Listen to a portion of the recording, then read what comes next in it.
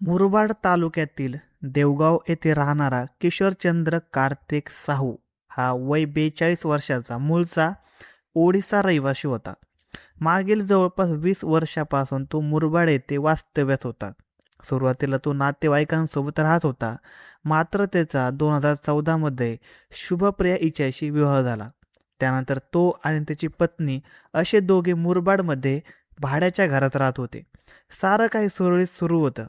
मागील 8 महिन्यापासून शुभप्रिया माहेरी गेली होती, त्यामुळे किशोरचंद्र हा एकटाच राहत होता. किशोरचंद्र मुरबाड येथील मिंडा प्रायव्हेट कंपनीत कंत्राटी पद्धतीने हाऊसकीपिंगचे काम करत होता. त्याची ड्युटी सकाळी 7 ते संध्याकाळी 7 अशी होती. कंपनीत मोबाईल वापरण्यास परवानगी नसल्याने तो मोबाईल घरी ठेवून कामावर जात असे आणि रात्री घरी आल्यानंतर आपल्या पत्नीशी फोनवर बोलत असे. कंपनीत काम करत असताना त्याची ओळख इतर कामगारांशी झाली. त्यामध्ये सौरभ विश्वनाथ गोले वय 24 आणि याचा देखील समावेश होता. असे समजते की किशोरचंद्रला समलैंगिक संबंधाची आवड होती. तो काही पुरुष कामगारांशी अयोग्य शारीरिक जवळीक साधण्याचा प्रयत्न करत असे. असे सौरभलाही तो वारंवार स्पर्श करत असल्याने सौरभ संतप्त होता. सौरभने अनेकदा त्याला झिडकारले, मात्र त्याच्या वागण्यात काही बदल झाला नाही. तो सतत लगडच करत होता. एक दिवस त्याने कहरच केला. एकदा कंपनी परिसरात सौरभ आणि त्याची प्रेयसी इतर कामगार अशी उभे असताना किशोरचंद्रने सौरभला नको तिथे स्पर्श केला. हे पाहून सौरभची प्रेयसी नाराज झाली. प्रियकर सौरभच्या शरीराला एक पुरुष कामभावनेने स्पर्श करतो हे पाहून तिच्या तळपायाची आग मस्तकात गेली. तिचा गैरसमज झाल्याने किशोरचंद्रबद्दल सौरभच्या मनात तीव्र चीड निर्माण झाली. याच चिडेतून त्याने किशोरचंद्रला कायमचं संपवण्याचा निर्णय घेतला.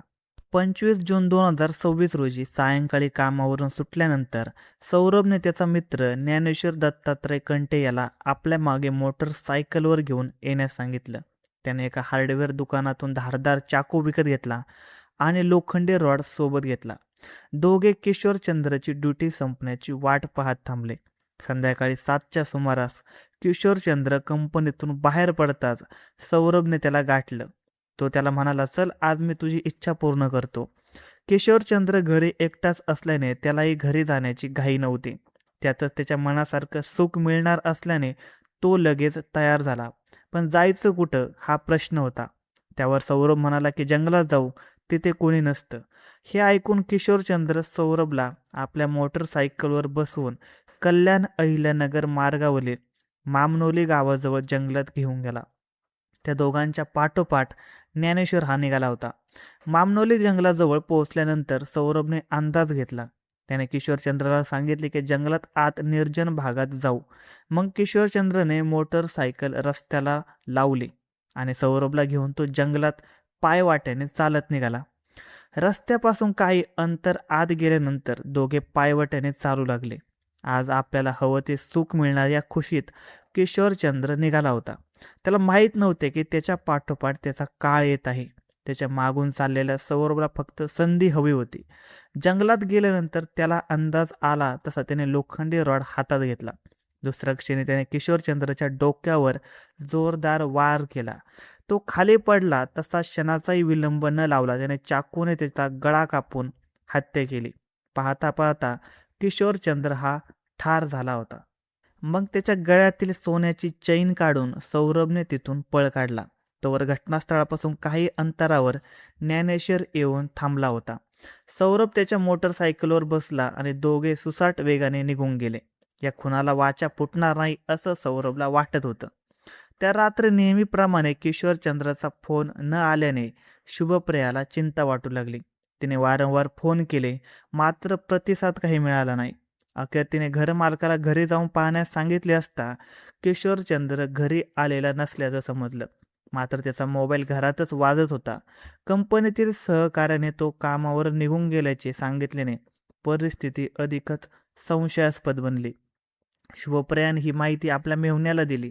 ते पुण्यावरून मुरबाडला आले. शोध घेतला पण किशोरचंद्रचा कुठेच काही पत्ता लागला नाही. अखेर मुरबाड पोलीस ठाण्यात किशोरचंद्र बेपत्ता असल्याची तक्रार दाखल करण्यात आली.